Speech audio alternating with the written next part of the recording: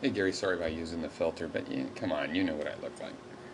Um, oh, how's my volume?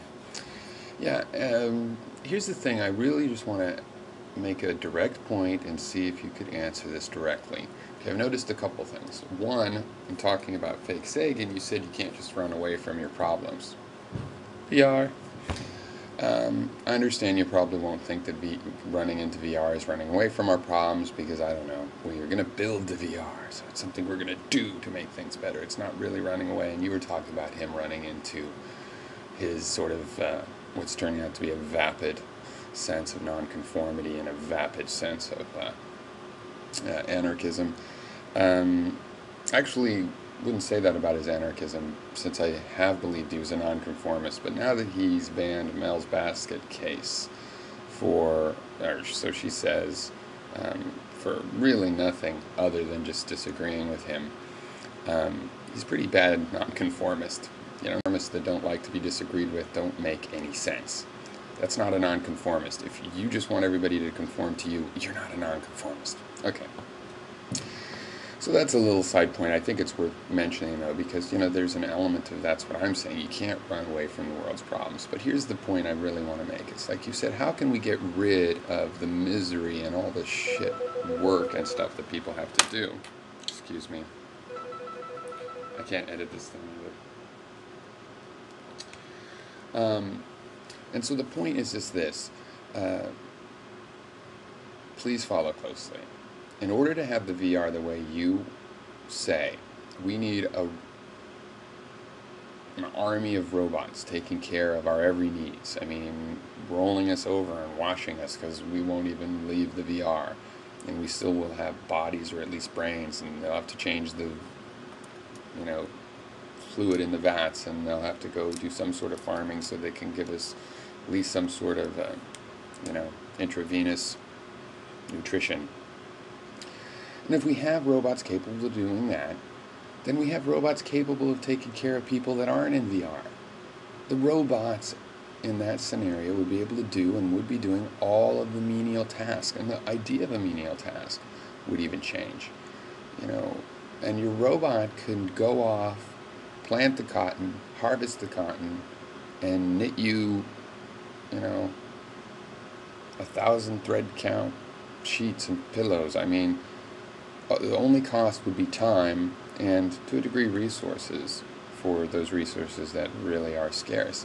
But given things like cotton and renewable resources and, you know, just how flexible our material science has become, basically it would just be a matter of waiting. You know, if you want a blackberry pie, your robot can make you a blackberry pie, and all the cost to you is waiting 2 or 3 hours. Now, if you don't want to wait, maybe you pop into virtual reality and eat one in there.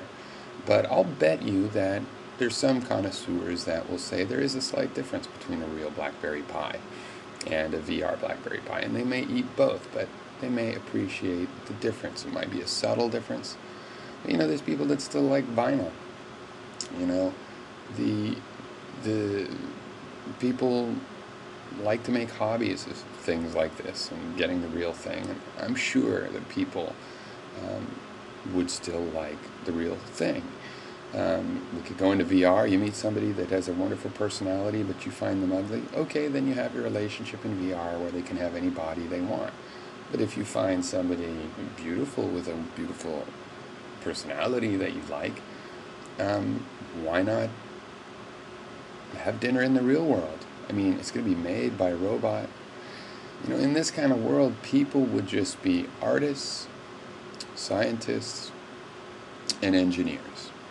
Mostly, by default, they'd be lazy artists and hedonists and partygoers.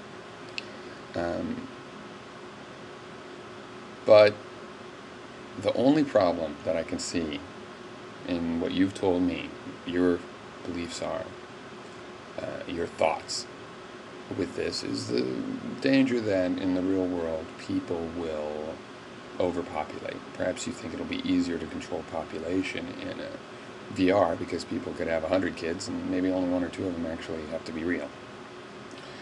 But I think we've dealt with that. Humans do not necessarily want to overpopulate. In industrial, freer, modern countries, we don't see people producing 6 and 10 kids anymore. That only goes on when, in places where there are basically economic pressures, making that advisable to those people. So I don't think we're going to have a overpopulation problem once we get people the freedom they deserve. I mean, people are going to want to not have kids so that they don't have the responsibility of the kids, and they won't picture just having to work their whole lives and wanting to get kids to help with the work. So anyway, I hope you understand. I'm just saying that to do VR, we'd have to have robots capable of taking care of us. And if we have a world where the robots do everything, it's actually a little scary, because I don't want to be the slave master any more than I want to be the slave, and it kind of invokes a little bit of that. But these are just machines, these are just robots, and so, it'll be morally fine, it will be perfectly fine. These robots are not autonomous entities, really. They're autonomous appendages. They move around on their own, but really they're like us creating, robotic extensions of ourselves. And for them to do our bidding, I think will all fit quite nicely into place. So imagine a world where all the menial labor of any sort is done this way. I think that's going to be a pretty comfortable world for humans, and solves all the problems you're worried about. So I'd like a direct answer on that particular point of why that's insufficient.